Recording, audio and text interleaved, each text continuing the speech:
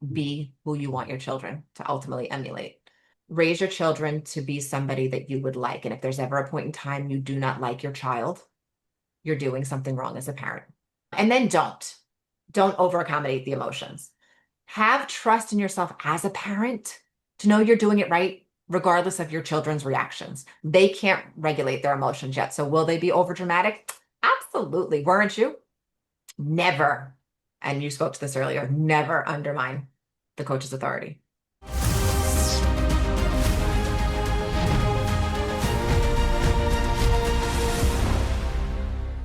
Jen, welcome to the Strong Female Athlete podcast. Thank you so much, Erica. I truly, truly appreciate you having me and inviting me to be here with you. Thank you so much for coming on. This is going to be a very new and fresh topic for my audience, but it really relates. And we're going to talk about the myth of kids are just entitled and lazy nowadays. I'm not buying it. I don't think it's the kids' fault. So, parents, if you're listening, this might ruffle some feathers, but this conversation needs to be had. So, before we get into it, Jen, why don't you just give a background of who you are and who you're currently working with? Absolutely. So, Jennifer Lawson, I am a licensed mental health professional after being in the fitness industry well over 20 years, personally and professionally, going from being a D1 collegiate athlete and then into just becoming a gym rat, former bodybuilder, which is ultimately what connected me with whom I am. A mental health counselor on staff for the Powerhouse Academy with Natalia Mello. I know that she has also been a guest with you, and I am so blessed to say that she introduced us. And then I also do have my own private practice where I work primarily with teenagers and young adults in all different walks of life, whether they are athletes or just ultimately students, or again, working through the workforce, if you will, and finding their footing there. I also do have a nonprofit organization which speaks specifically to the young adults of the world in regards to connection, communication, and then relationships, which are, of course, all part of ultimately what you are nurturing in essence through training and teamwork and creating that team element does ultimately come down to the foundation in communication and relationships. So couple of different things that I juggle here and there. I love it. And I'm so glad that Natalia connected us. She was on the podcast last month and she is like, I have a teen counselor that works for me. And I'm like, I need to meet this lady and I need to have her on the podcast.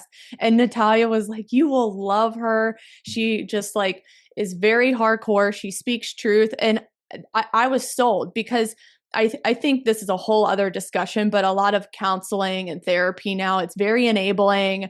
It's afraid to offend people and tell the truth. And it kind of coddles people to like just continue their bad behavior. So I was like, I need to talk to Jen. I think she might have an interesting perspective. Would you agree that some counseling and therapy is a little enabling nowadays?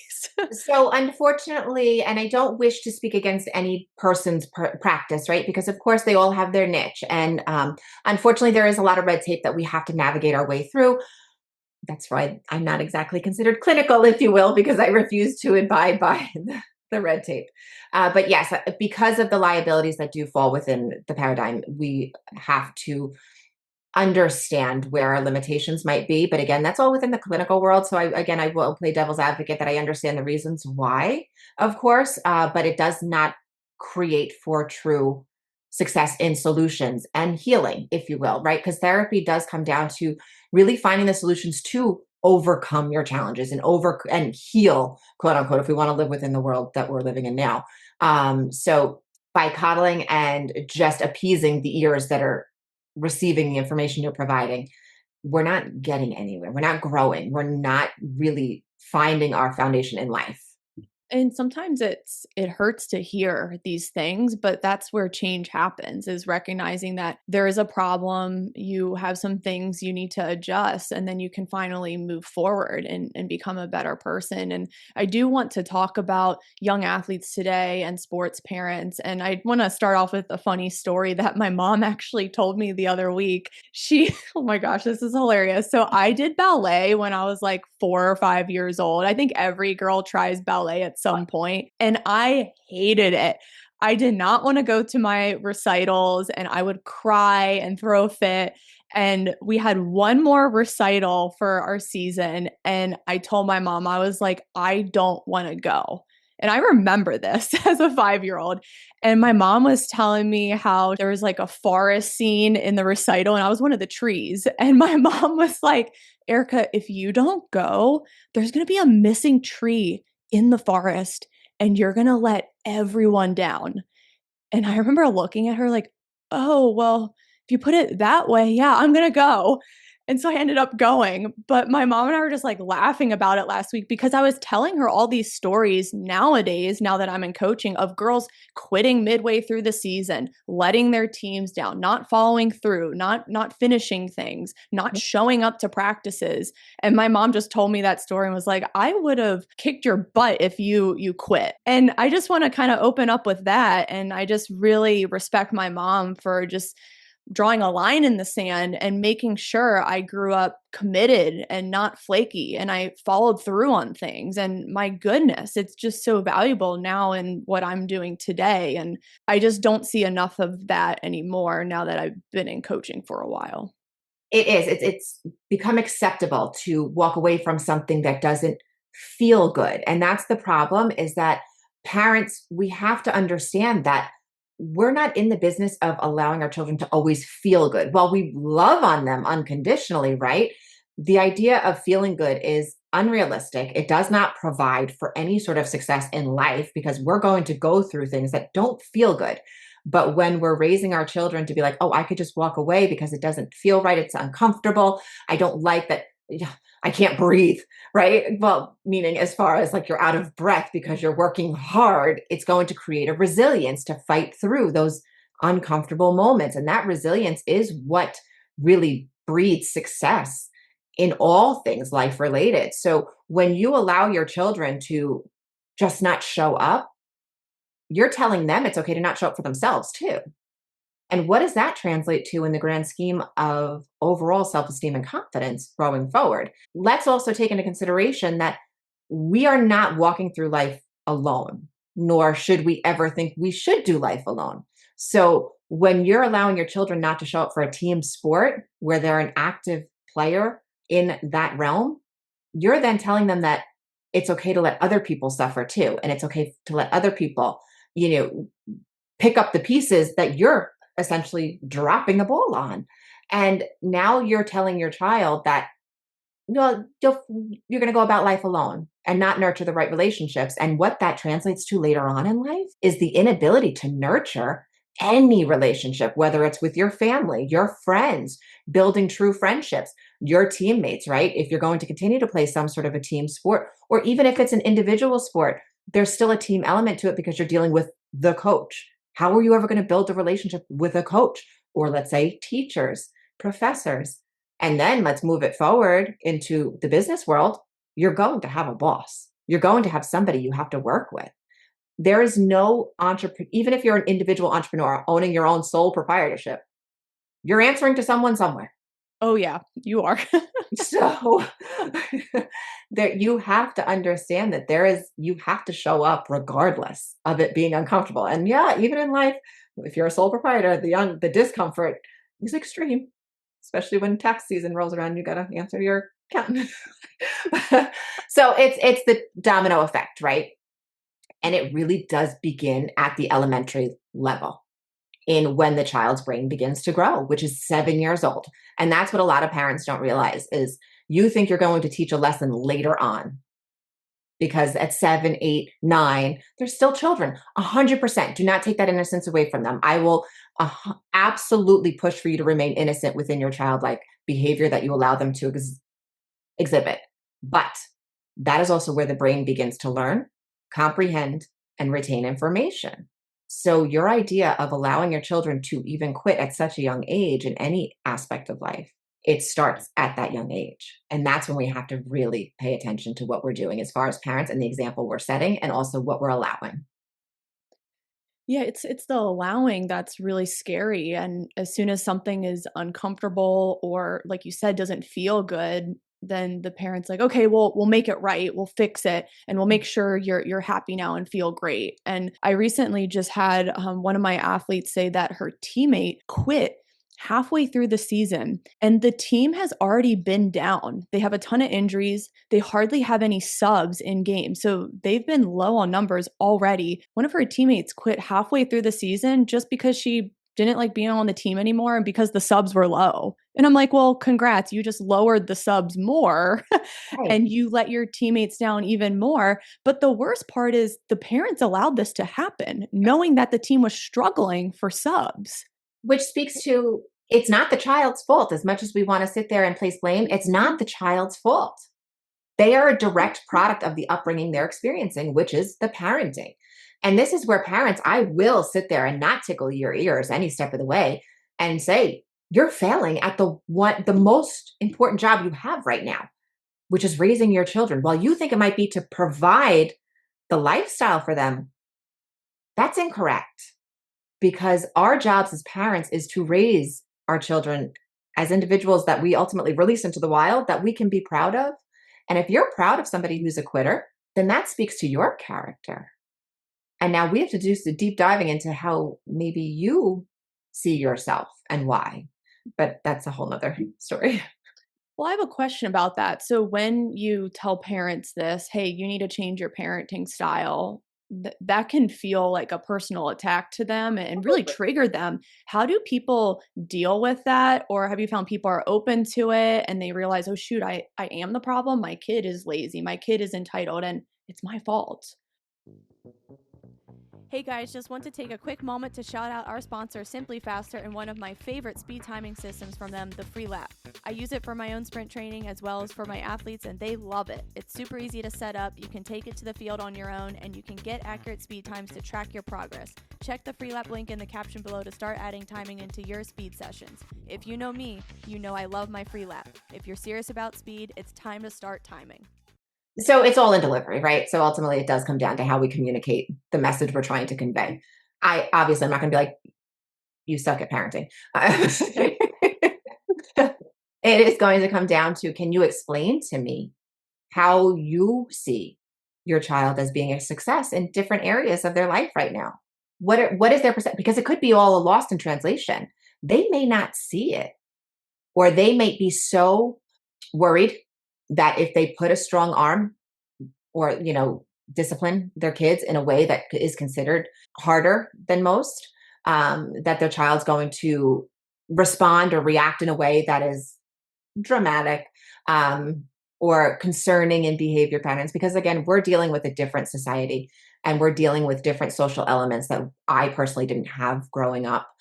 So as a parent in this world now, it's terrifying. So we walk on eggshells with certain things. And our children are experiencing that it is okay to be up in your feels, and that mental health is something that is so widely accepted. And I'm a mental health professional, so I'm not going to say that it's something to look down upon naturally, but we shouldn't need therapy for 12, 13-year-olds in the way we do nowadays, because it's become just so acceptable to be in our fields. So again, it's discussing with the parents what their perception is, what their perspective is on how they're handling their children, allowing them to explain to me how they feel their parenting style is a success. And then we compare and contrast the different absolutes versus what their perception is, right? And then we take it from there and we grow from there. And then just providing to them the ultimate studies that are out there showing that maybe that parenting style is not beneficial for their individual child or children, depending. Every child is different, of course, and do some have very specific needs, 100% exceptions to all rules. But the majority of the time, when you're talking about the young ones, 9, 10, 11, they need discipline. They need rules and regulations, and they need their parents to show up and enforce them with consequence. And that's the problem too, is parents are not enforcing the consequence. They speak a good game, but is there the follow through? Discipline's one that I love talking about because as a coach, I see it right before my eyes, the kids who are disciplined and the kids who are not. And there's been moments in my gym where I've had to call athletes out, and I'm talking like 11, 12, 13-year-old girls where I call them out. I'm like, hey, you gave up on that one.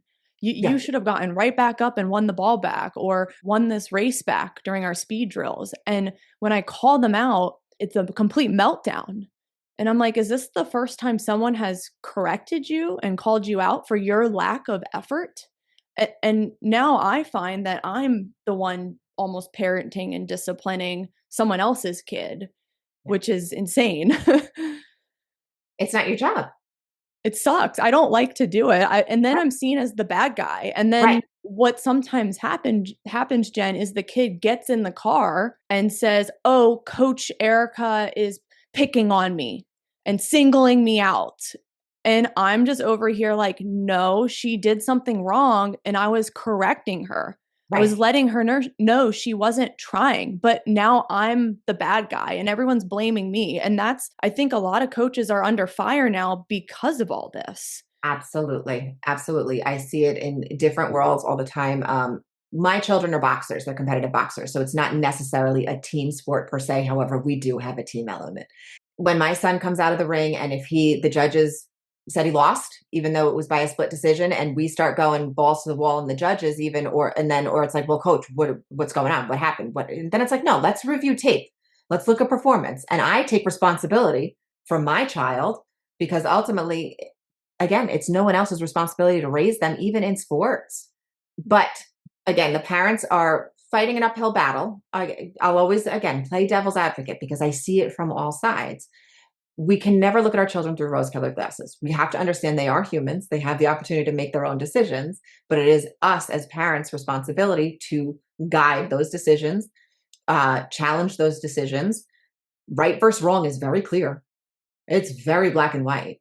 And I always bring it back to maybe some extreme levels as far as saying legal versus illegal, right and wrong. It's very clear. Underage drinking, you're under 21, you don't drink. It's illegal. But some are like, but my kids are around me and I'm allowing it because they're with me. No, no, no, no, no. Still illegal. But again, this is those blurred lines that parents are choosing to defy what has worked in the past for decades and decades and decades. But why? Because society has now become all accepting of a softer way of handling situations and to place blame elsewhere. Pass the buck. It ain't my fault. It's the coach's fault, right? It ain't my fault. It's the therapist's fault because she said that you should be doing X, Y, and Z. Or it ain't my fault. It's the teacher's fault. The teacher's teaching 2 + 2. It's 4. I don't care how you slice it and dice it. The teacher can't sit there and take blame for the fact that your kid said 2 + 2 is 5. So that's where the parents have to sit there and be like, okay, what am I doing wrong? What am I ignoring? Am I fully present? And that's a big one. Are the parents fully present? And I know nowadays it's very difficult for the parents to be as present as they were back when. I get it. Again, but we all have control over our lives to a certain level, correct? Why are we not showing up as parents to be like, okay, these are the boundaries that I have to set. If I cannot be present for my kid, I got to back up somewhere else and review where I can really pull away from to be more present.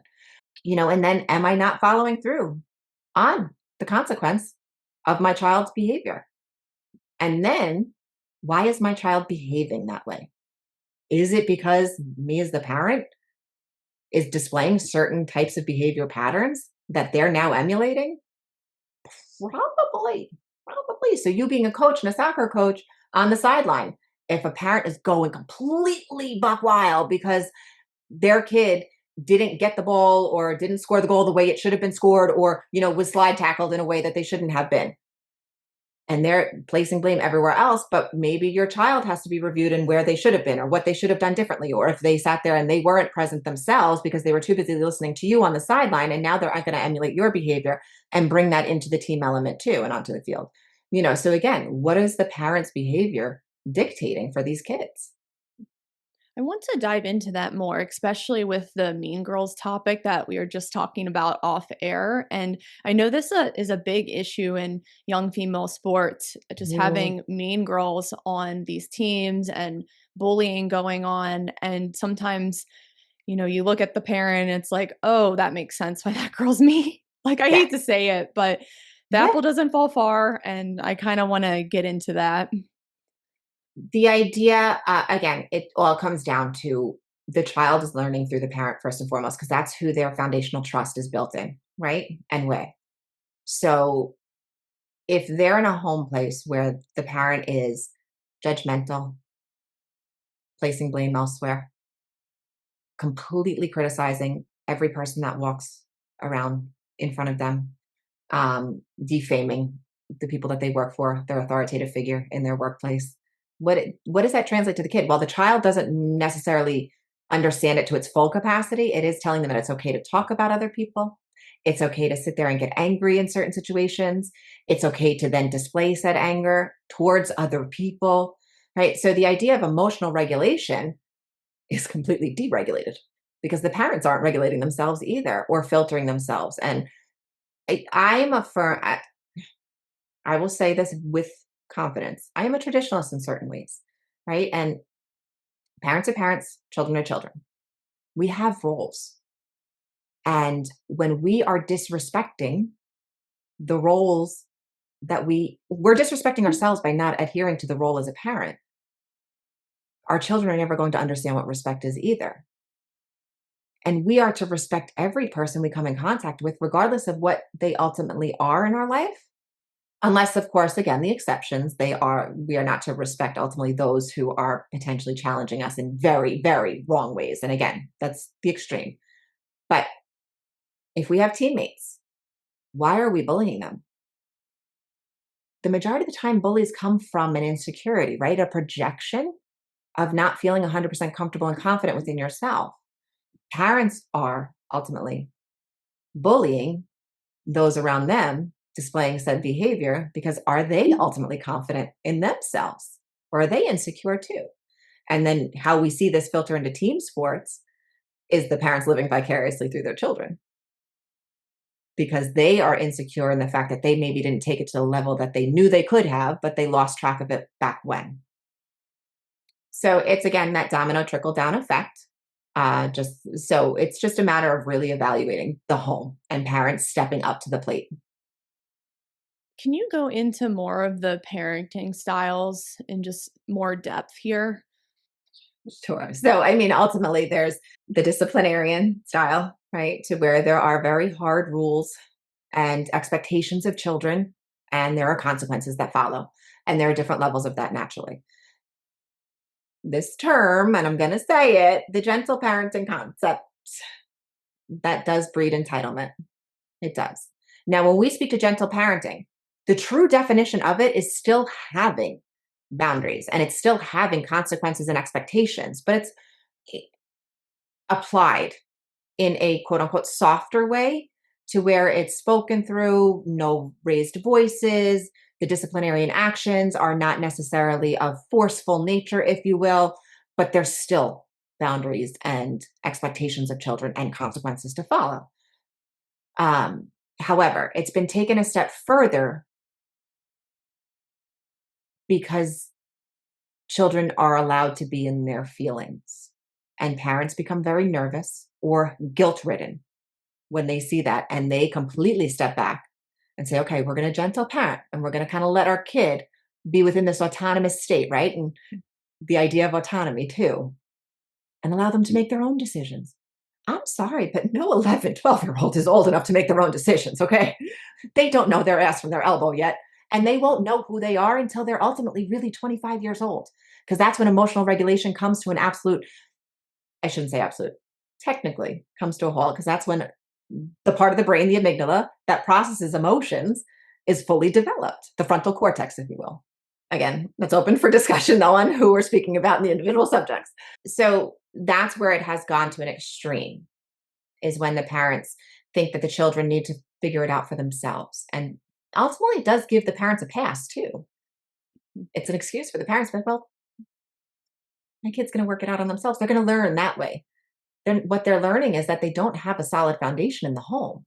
They don't have the true place of security because parents need to sit there and establish that foundation that breeds trust and security for the children to fall back into. Even if it does mean it's going to be uncomfortable, it's still and the idea of how certain things translate is the idea that the trust and the foundation for our children to build confidence, and the confidence comes from our parents, right? And then when they get out into the world, that's broken over and over and over again. And that's what parents don't realize, is that when you leave your children to their own devices to figure it out for themselves, they're not experiencing real world challenge with discomfort. until all of a sudden they are released ultimately into the wild and face it head first? Or do you plan on coddling them forever? Probably shouldn't have said coddled, but ultimately picking up the pieces for them. So those are really the two different ways of explaining the parenting roles. Yeah.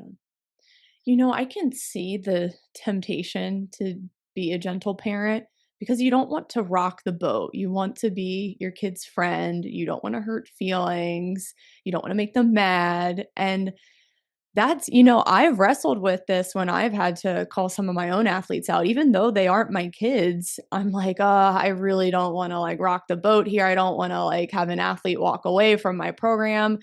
But then at the same time, I'm like, no, this is good for them. This is actually coming out of love, because even though it's discipline and I'm telling them they're wrong, it's coming from a place of love because I want them to do better for themselves. And that's when I remind myself, no, like we're going to discipline now and call someone out today. But I do want to play devil's advocate. I can understand why parents wouldn't want to rock the boat because their daughter's their best friend, their shopping buddies, but it's hard.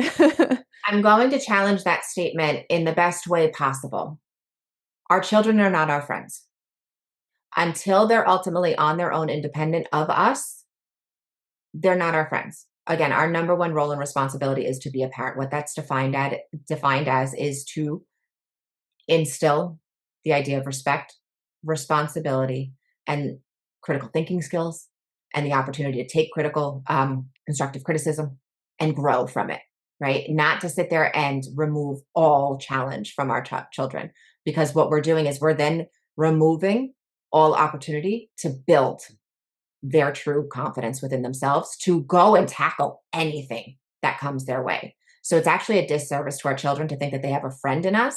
Now, there's a fear. There's an absolute fear as a parent that if we push too hard, are we going to push our children directly off the deep end?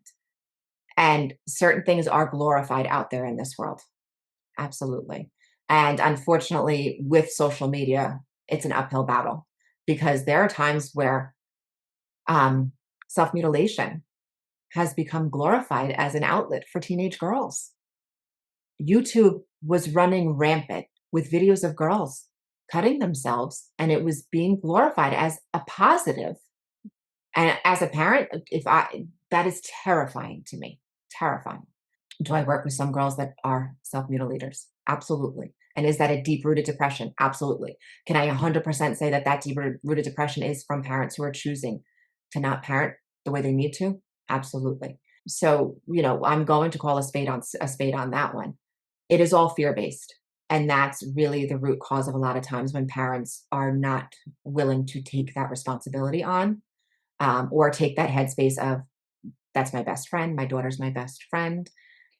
Your daughter should never be your best friend until later on in life when you two can connect on being parents, which is when your daughter has her own children. That's so interesting. And I'm glad you challenged that because I see it a lot on social media. Moms posting, my daughter's my best friend. My newborn girl is best friend, a hashtag best friend. And I'm like, I don't know if this is good. It's not a healthy relationship. It's a trend. It's not a healthy connection with your child because there is a blurred line between authority. And as a parent, you are an authoritative figure. And that's really the problem, is that you're then allowing your child to recognize that she's on the same. Now, there is no superior or inferior role here, right? Nobody is superior to anybody. That's listen, the president of the United States is not superior to me as a human being. We are all humans. We are all, equal playing field here on this thing called Earth. But there are authoritative roles. And that's where we have to understand there are different levels of respect that are to be applied. And when you bring yourself down to a friend level with your child, how can you ever expect them to then respect other people that are of maybe the same age demographic or in a role that is similar to yours professionally? Or again, teachers and coaches, because they're going to look at any adult then and be like, oh, they're my best friend. Because there are going to be other walks of life that are going to hand you a lot of disappointment. But if they're my friend, how are they handing me disappointment? They're not supposed to disappoint me. But then parents too. You can't live up to the standard of being a best friend always if you're parenting properly. That's another thing I wanted to ask about was this increasing disrespect for authority. And I never really had this issue when I was starting coaching several years ago. This was over 13 years ago. But I never had issues of young athletes really disrespecting coaches and even parents. Early on in my coaching career, parents never tried to micromanage my training programs or tell me how to do my job. But now in 2025, it is the exact opposite. Parents try and tell me how to do my job. They don't respect coaches, they don't respect teachers. Then the kid doesn't respect the coach or the teacher, and there's no authoritative position anymore. It's just like everyone's the same here and equal. It's so bad. It is. It's a very hard pill to swallow to accept that. But it's the truth. And where it has come from, could it be because everything is so highly publicized nowadays? And then, of course, you have that backup in amongst the social media world to be like, oh, no, you were right in doing that. When in reality, no, you were not. Is it the acceptance, right? Do we have parents that ultimately never felt truly accepted? So what they're doing is they're pushing their views and their knowledge base onto those in their world to feel like as though they're a leg up on them. Again, It's it's a all control thing. that too. Yeah. But then every now and then I get the parents where they're more laid back with it, and they respect the coach, they trust the process, they tell their daughter to do the same. And actually, the other week I had a girl that I'm training now. She's 17 years old. She's a senior in high school, and I've been training her for 3 years.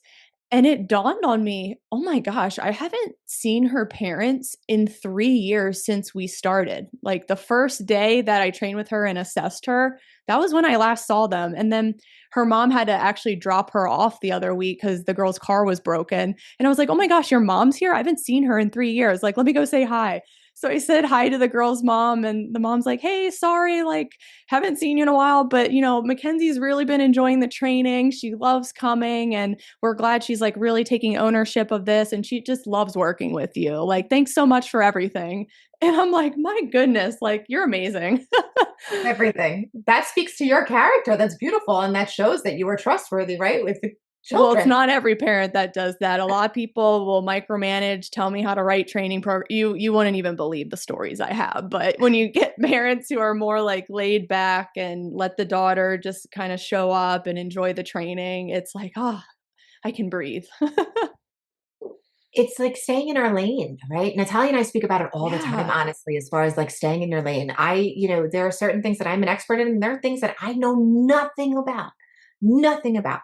I am not going to sit there and try and fill my own cavity because I'm not a dentist. I know how to brush my teeth, but and floss, but I'm not about to sit there and take, all the things, right? I'm going to stay in my lane, and I'm going to go seek professional help when needed.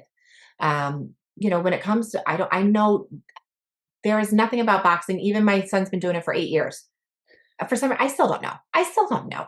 I know what he can do conditioning wise because I've been in the fitness industry. Yes. Am I going to apply my training that I did as a field hockey athlete 20 years ago, 20 plus years ago to his training? No, no, that I'm endurance. He is short spurt interval training that needs extreme intensity behind. Like, I don't know my ass from my elbow. I don't know. So I look at his coach. I'm like, you got I don't know. This is your area. But parents nowadays, they feel as though they know it all because we have the resources at our fingertips to learn, right? Let's just ask ChatGPT. How do I coach my kid in soccer? How can I? Or they played the sport themselves. So now they are absolutely the be all end all, right? Because they played it for 4 years in high school, or maybe they even followed it through college, but they never took the role to learn what it really takes to be a coach. And that's a whole different world. That's a whole different level of responsibility, understanding, and comprehension that doesn't come from just playing a sport. It doesn't come from just doing an action of, I'm not a dentist because I can brush my teeth every day, 3 times a day. I'm not. We have to humble ourselves as parents often. And that's okay too. And we should look at that as though it's a superpower to know that we can, because it allows us to be ultimately vulnerable to a learning process for us too. And I think that's the other thing too, is we step into this role as parents, and I'm speaking very clearly as a mom, not as a mental health professional any longer. We think we got it because we, brought them to life and we raised them through infancy and they're still alive. So we're succeeding. But our kids grow through seasons, and we're growing with them. But are you choosing to learn how you're growing with them too? To learn how to adapt to all the situations and overcome? Does it mean relinquishing control? Well, listen, I said Jesus take the wheel a hell of a long time ago, because guess what? I don't know. Every day's a new day, every day's a new journey, and I'm going to rely upon all of the resources at our disposal to relinquish said control when it's outside of my home. When you're inside your home, regain control and understand that your control comes from being the parent, not from being your kid's best friend, not from being their coach, not from being their teacher. And the kid doesn't like when you're the coach and you micromanage their training and literally everything. They just want to do their thing, go to boxing, like you said. And just because a parent was like a marathon runner doesn't mean they can question the soccer coach. And I had a guy on the podcast last week. He's a worldwide soccer skills trainer. And he said at the end, he said, if you don't know nothing about soccer, shut up, in this like British accent. And I thought that was so great. And it would be similar to me with a sports parent showing up at their accounting job, or maybe they're a lawyer, and telling them, no, you need to do it this way. Right. How would you feel as a parent if a soccer coach came up to you and said that about your accounting, your medical job, your real estate job? You would be like, this bitch is crazy. Right. And that's how coaches feel. Like, I'm just throwing that out there and being honest to parents, like, stay in your lane. I really hate, I mean, it's a double-edged sword with how much information is out there, because, there's some information where it's so conflicting, whether it's in sports, fitness, nutrition. And I think all this information is just making people want to control everything and micromanage every single expert and think they know something. Everyone's an expert all of a sudden. Love And that. like you said, just stay in your lane as a parent. I say often, we never want to be a jack of all trades. We want to be a master of one. Because a jack of all trades means you are not an expert anywhere and you really don't know anything about anything except for the high level, superficial insight into some sort of topic. Do I have a ton of useless knowledge? 100%. Does it mean I know ultimately the DNA in every single being out there? No, but I do know that we're 20% alike to a banana, speaking to the DNA, little fun fact, useless knowledge that doesn't make me an expert in ultimately the human genome compared to every other species out there. But parents want to also put themselves on this pedestal to their kids, be like, I know it all. It's a beautiful thing to sit there and allow your children to see you not know it all. Because what is that teaching them? That they can learn too. And that we are going to constantly have to learn. As I grow older and I'm in my middle ages, I continuously have to relearn also how I'm navigating every single day. As my children go from adolescent years to teenage years, I have to relearn how to parent every single day, because there's something new every single day. And it is absolutely, like I said, humbling, but it's also a beautiful opportunity to embrace whatever newness is out there, but to also allow the professionals to also take some of that responsibility and release some of that pressure off of you as a parent, because we've got enough of it. Yeah, So let the experts do the thing.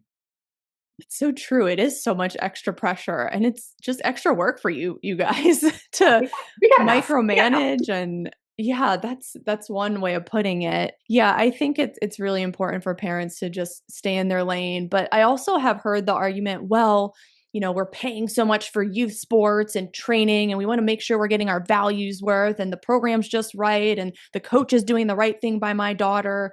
That's the argument I hear too, because they want to get their value out of it and they want to control it. If you invested in something, then you have to trust your investment. If you are questioning and having to be a part of said investment, then you're doubting yourself in the decision you made. Now we have to evaluate that. So don't use that as your rationale for being a micromanager. Use that as your catalyst for understanding why you feel the need to control every aspect of life. And that sounds like a you problem, not the coach's problem. Man, this is gonna be hard for some people to hear. Guys, we're not sorry. No, not at all. Not at Now, all. I do need to bring up the topic of confidence Mm, because our young girls struggle with this a lot. yeah. And I always wonder, what are the causes that play into this? How can gentle parenting play into this? I know you talked about how they don't know how to handle the world when problems arise, and that can cause confidence issues. So, what all plays into this? Because I think one of the number one things, besides improving speed and strength, people hire me for is, I want you to improve my girl's confidence. Absolutely. Confidence, first off, it's an innate reaction we have look at a toddler. They are afraid of nothing. They will jump headfirst off a couch. No doubt about it. Watch a toddler go play. They don't lack any bit of confidence in whatever they're going to choose to do. They'll pick up a pile of dog shit and they'll eat it, and they're confident in that decision. They don't care, right? But as they grow up, they are hindered in their learnings. They are watching what's going on in the world outside of them by their parents' example specifically, and they're being questioned, they're being doubted. They're not gentle parents not allowing them to ultimately learn too through the mistakes they make. My kid, I'm going to watch them, and if I see that they're going to possibly do something really stupid and I could possibly stop them, I'm probably not. Because I'm gonna be like, you know what? You probably should have learned that lesson the first time around, but you're gonna do it again. Like my daughter jumps off the couch all the time. She's almost 9. You think she would have learned by now not to do it with socks on? I have wood floors. Socks, jumping off a high object, ass over teeth. You're done. You're gonna keep doing it. You're gonna keep falling and hurting yourself. I don't want to hear it anymore. People would look at me like, aren't you gonna save her? Aren't you gonna protect her? No, Mhm. because she's gonna learn for herself. So it's gonna build a confidence though as she learns for herself. Confidence comes from making mistakes and figuring your way out through them. Confidence comes from showing up every single step of the way, even when it's hard, when it's uncomfortable. Confidence comes when you know you can go home and be fully supported and not have your parents break you down and critique also your athletic abilities, right? Because a lot of parents do that too. And I see that as well. They come off the field and the parents like, well, you should have done this, that, and the third, or you should have, you made the wrong decision here, or they're going completely apeshit on their kid for what they didn't do, as opposed to praising them for what they did do. And people are like, well, isn't that gentle parenting with the praising? No, it's that fine line we ride to allow the coach to coach and build them, with the technique that they need to show up better. And then parents, you're that place of safety for the child to also know they'll always have that place to go home to that provides confidence as well. A lot of times, again, parents are not present the way they need to be to allow their kids to know they have that fallback, that security. And confidence is built from there in children. The idea of bullying, right? So when we look at bullying, we think those kids are overly confident bullies, when in reality, what they are is absolutely the most insecure children we come across. Because if you have to break somebody down to build yourself up, you're obviously hurting somewhere and you're not confident. So you choose that negative way of reacting to somebody to make yourself feel better. Where is that? That's in the parent's insecurity as well. So confidence is also a complete domino effect learning. Um, and then also communication and connection. Communication and connection is huge in confidence building, which when you think about what teamwork is and on the field, it's all about communication. My brother-in-law is a soccer coach, and all I hear is nonstop communication on that field, nonstop, right? It's always every single player is talking to themselves, not themselves, to every other teammate. But if you don't know how to communicate, you're not going to feel connected to those around you. And if you don't feel connected, you're going to feel insecure. But how do you connect with somebody? Through communication. Now, again, parents, I'm going to circle back to you. How do you communicate in your home? Are your mom and dad fighting with each other? Are your parents yelling at you in a way that is completely demeaning? Or are they talking to you as though you're a baby when you're 15 years old and, pulling out the baby talk to really bring it down and coddle you in a way to make you not even feel as though you are of the level that you are now as a teenager? There's so many different facets, right, to where confidence is built. However, I am a firm believer and very, very passionate. It's all about the communication and connection, communication and connection, communication to build those connections. And being on the team is all about connection. And when you have that confidence in yourself to be a part of that team, a valid part of that team, a valuable part of that team, you're untouchable. Well, it breaks my heart to see the parents yelling at their girls for their athletic ability or mistakes that just happen as an athlete. No one has a perfect game every game, stuff happens. But I do like when parents will say, hey, you worked hard, you won the ball back. Do you think those are good ways of communicating and praising, kind of praising more of their character and their work ethic?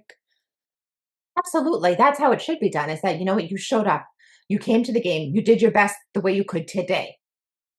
We're all and just explaining, we will all have off days. We will all sit there and have missteps. And that's what builds true character too, right? It's the integrity that will come from just showing up and just always pushing. Just keep showing up. You'll see, the more you show up, the more you build the technique and the ability to be more involved or do different the next time. And even though kids don't process the way we do now as adults, the learning and the technique through everything, they learn through the muscle mechanics, as you know. So if they just keep showing up, their body will do, and the mind will compute it the way it's going to subconsciously and innately.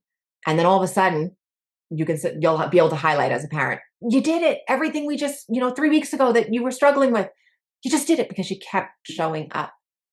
And then when you instill that thought process of just keep showing up, just keep showing up, just keep showing up in a child, they're going to prove it to themselves through the actions that they can. It's tangible then, right? It becomes tangible. And that's what a child computes. Yeah, as a speed and strength coach, I'm a big believer in if you put in the physical prep, you'll have that confidence as a nice byproduct.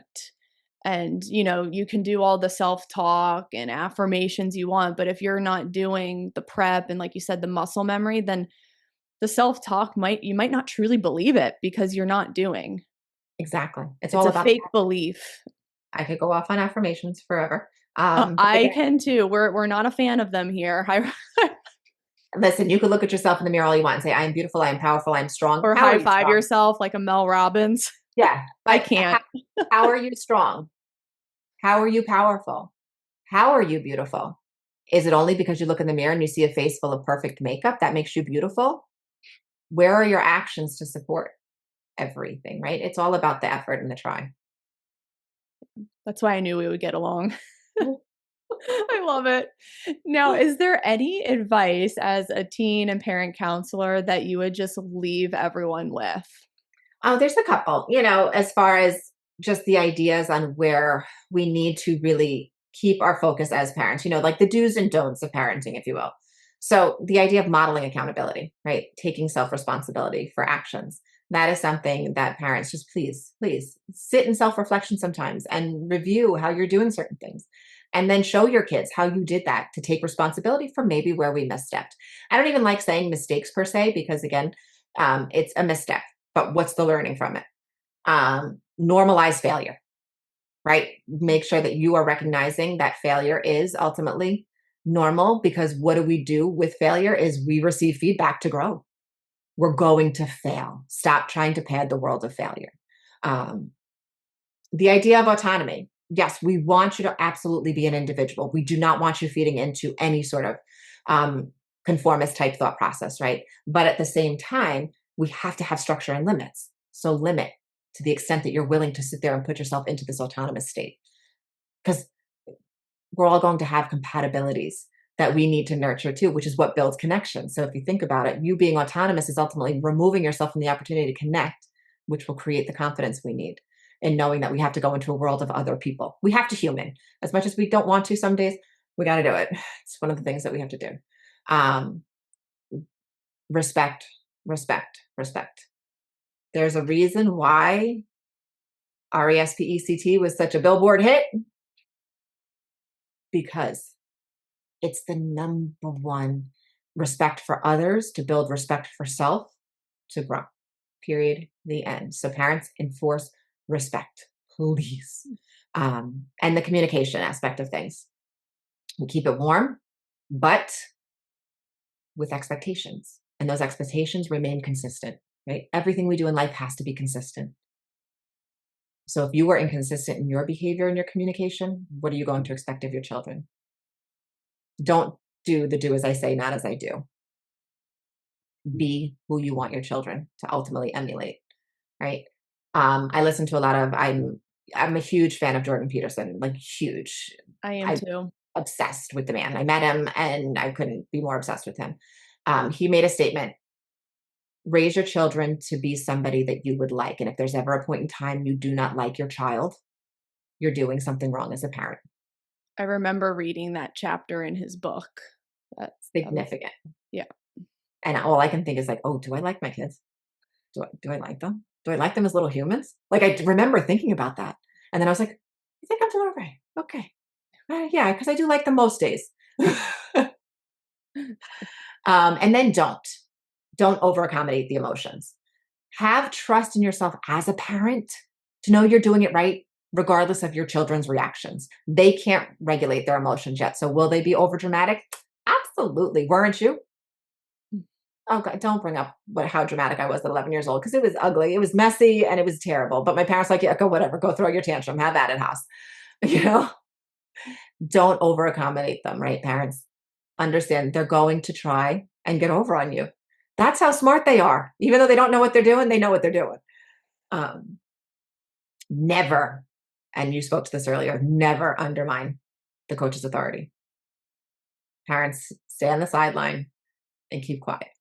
If you have a serious problem with a coach, please bring it up in private time, but learn how to relay that message with true communication skills so we understand why you're even bringing this message to the coach's table.